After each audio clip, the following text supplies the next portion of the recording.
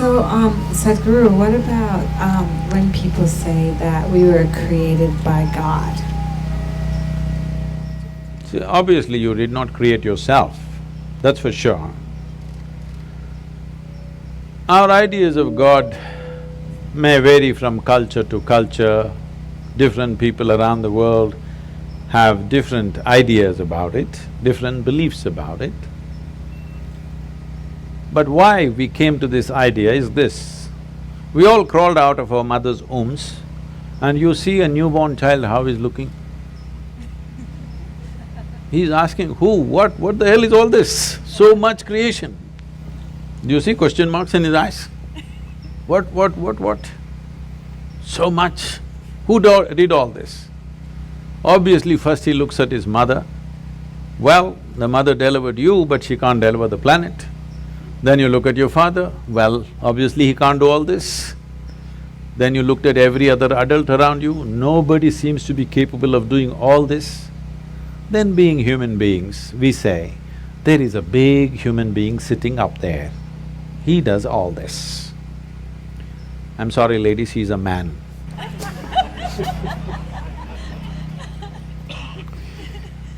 Because we are human, we are thinking a big human is up there.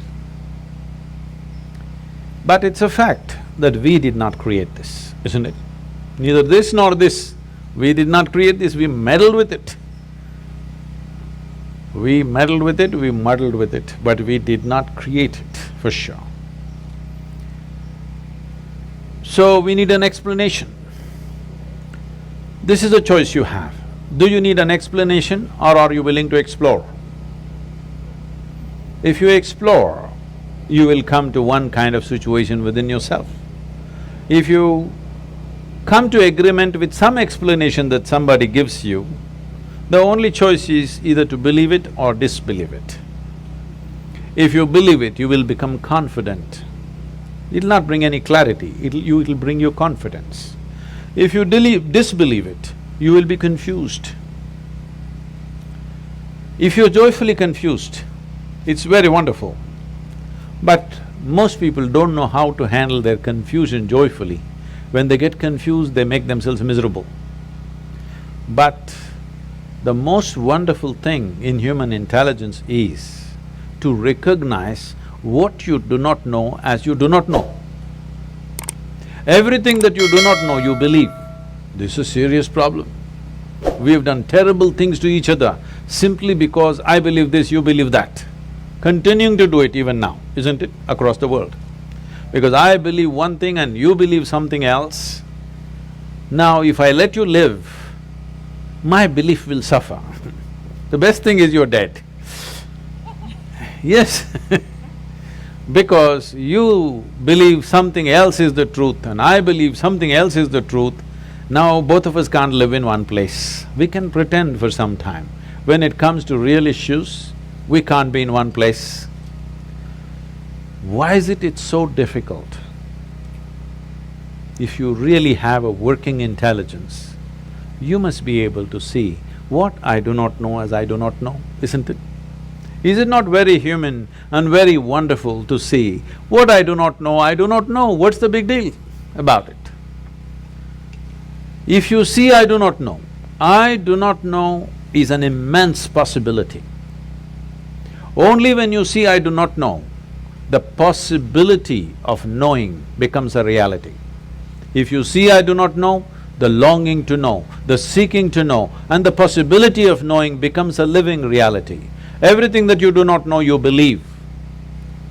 You have to be only among your kind. If you are with another kind of people, either they should not exist or you should not exist, that's all it'll lead to. So this is something that we have to come to, because human intelligence is at its best when it does not know. If I just think I know, I will become stupid because I have my conclusions about everything. If I see I do not know, intelligence is full on, isn't it? You want to keep your intelligence in a working mode or a off mode? You saving it for another place? No, I want to know because it looks like that. A lot of people are saving it for elsewhere. No, you need it here. If you need it here, please look at this and see. When you see I do not know, you become very conscious, very aware, very alert. Is it true? When you think I know, you do the dumbest and idiotic things, very gross things. Yes or no? Yes. If you really see I do not know, you have fight with nobody. You have no fight with anybody, isn't it? Yes.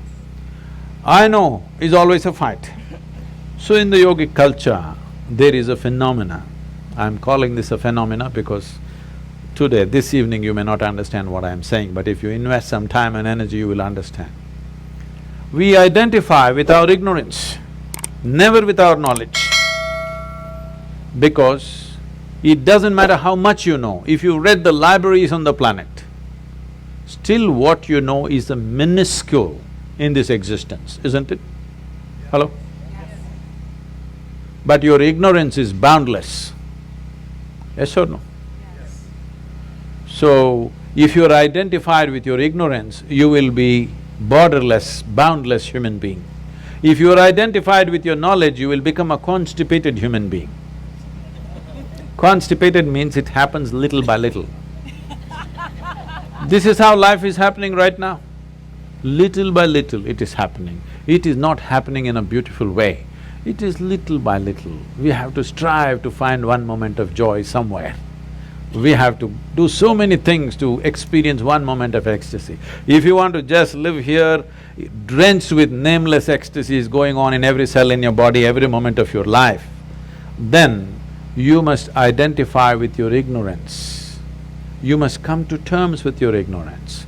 If you come to terms with your ignorance and pay enough attention, if you're ignorant, you naturally pay attention, isn't it? If you pay enough attention, you will see with all this scientific knowledge that we have, we still do not know one atom in its entirety.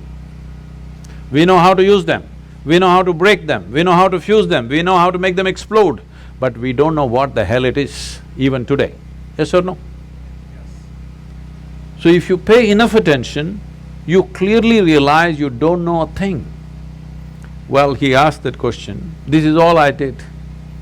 When I was just 4.5 years of age, I suddenly realized I don't know a thing. So if somebody gave me a glass of water, I'm just looking at the water because I do not know what is water. Well, I know how to use the water, but I don't know what it is. Even today you don't know what it is. If I find a leaf, I'm staring at it for 4-5 hours. If I sit up in my bed, I'm just staring at the darkness for the entire night. My dear father, being a physician, he started thinking I need psychiatric evaluation. So this boy is simply staring at something all the time. My problem is I look at this, I still don't know this, so I'm not able to shift my attention to anything else. If I look at this, I'm just looking at this because I've still not figured this out. So if you pay enough attention, this universe opens its doors only to those who pay enough attention. Whichever door has been opened for you in your life has opened because you paid attention to that dimension of life. Yes or no? Yes. That's the only way it works. Now, if your attention is such, it is not seeking anything, but it's simply attentive. It pays attention to everything. It does not decide an elephant is more important than an ant. It just pays attention to everything because this is the nature of creation. If you look at an ant, have you paid enough attention to an ant ever? I spent a lot of time with them. Believe me, it's one of the finest machines on the planet. Yes or no? If you had a car like this, you know, you could do all the California deserts effortlessly. It's such a fine machine, it's not a simple thing.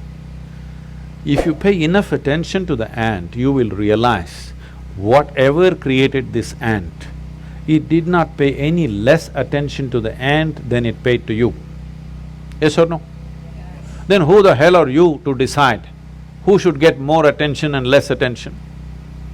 It is just that you have to sharpen your ability to pay attention, not to any particular thing, to simply pay attention. If you pay enough attention, Is it true this body, though you gave food from outside, this body was created from inside? Yes? So whatever is the source of creation must be functioning from within you, isn't it? Is it? So, when you don't know what is the nature of the source of creation, you may use in English language. In India we have many words. In this part of the world, you may call it God. It's just your explanation for the source of creation, isn't it? Because you have no explanation for the creation, you saying, God made this. We have 1,000 names for that, all right? But fundamentally, we are trying to explain the source of creation.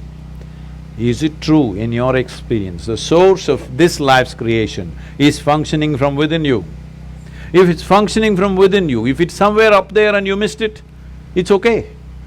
If it's happening from within you and you missed it, isn't it a tragedy? Hello?